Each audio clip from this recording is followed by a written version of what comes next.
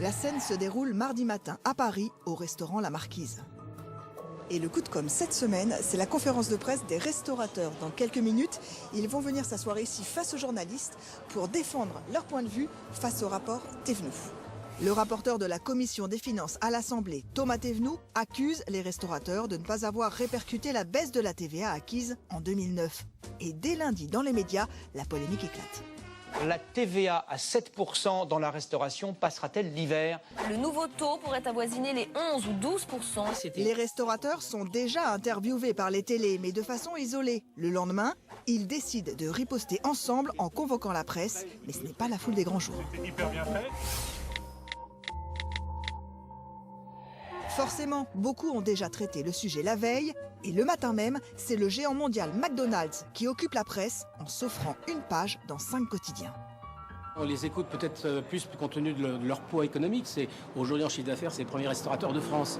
Mais pour tous les autres restaurateurs, c'est quelque chose d'un peu frustrant. Alors, mardi, les autres restaurateurs jouent leur va-tout. Roland Aiguy, le président de l'UMI, la principale organisation patronale du secteur.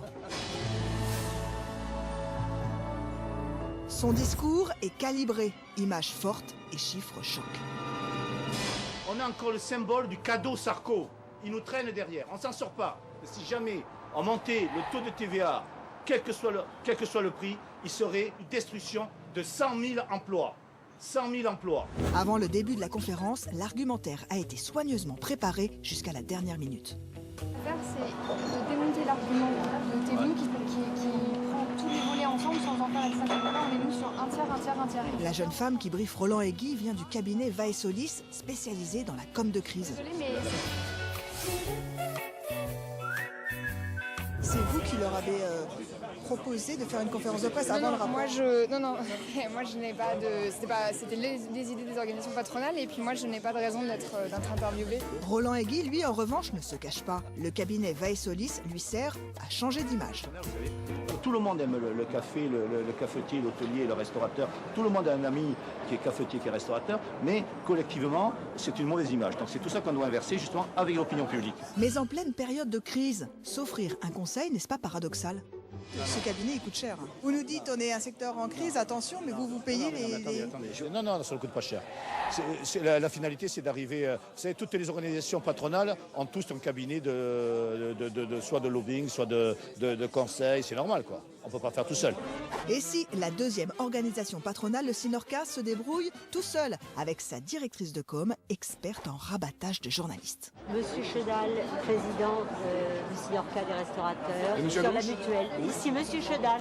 Ah oui. Et on peut dire que Martine sait vendre son patron. C'est un bon client, hein. Il est vachement appelé, hein, parce qu'il est clair. Lui, il a l'habitude, il est rodé, il arrive, il gueule. Et là, il a modulé un peu parce qu'il sait que c'est plus intelligent. Nul besoin donc du cabinet de conseil. C'est ce que va comprendre le grand public, c'est pas la peine de leur faire 3 pages. Quand on en fait 3 pages, personne ne comprend rien. Bonjour. Oui, enfin là, justement, face à la guerre des chiffres entre le député Thévenoud qui parle de 15 000 emplois créés et les restaurateurs qui brandissent 53 000 emplois, les journalistes sont un peu perdus. Pas forcément attachés à ces données chiffrées parce qu'il y en a tellement qu'effectivement on s'embrouille. C'est un peu comme le nombre de participants dans une manif. Il y a les chiffres de la police et les chiffres des manifestants. Là, c'est un peu la même chose. Sans surprise, à la télé, on retrouve cette confusion avec des chiffres très disparates.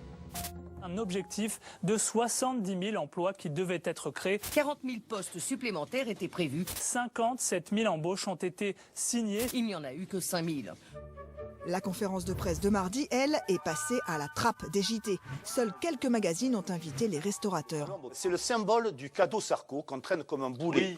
Oui. Leur colère a été relayée plus fidèlement par la presse écrite. Le Parisien, Le Monde et Libération, mais elle n'a pas décroché la une.